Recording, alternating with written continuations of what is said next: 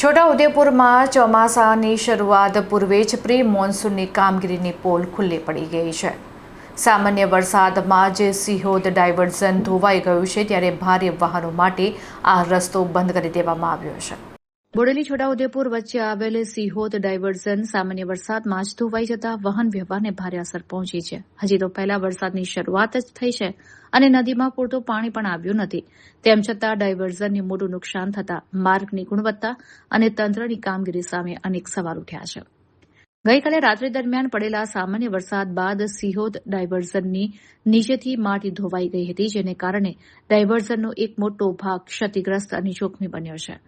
ઘટનાની ગંભીરતાને ધ્યાનમાં લઈ સાવચેતીના ભાગરૂપે સંબંધિત તંત્ર દ્વારા ભારે અને ભારદારી વાહનો માટે આ મુખ્ય માર્ગ તાત્કાલિક અસરથી બંધ કરી દેવામાં આવ્યો છે, જ્યારે નાના અને હળવા વાહન ચાલકોને પણ અત્યંત સાવધાનીપૂર્વક પસાર થવાની કડક સૂચના આપવામાં આવી છે. ડાયવર્ઝન ધોવાઈ જતા સંબંધિત વિભાગ એક્શનમાં આવ્યું છે અને તાત્કાલિક ધોરણે સમારકામની કામગીરી હાથ ધરી છે. જેસીબી મશીનો અને શ્રમિકોની મદદથી માટી અને પથ્થરો ભરીને માર્ગને ફરીથી રાબેતા મુજબ કરવાના પ્રયાસો ચાલુ છે.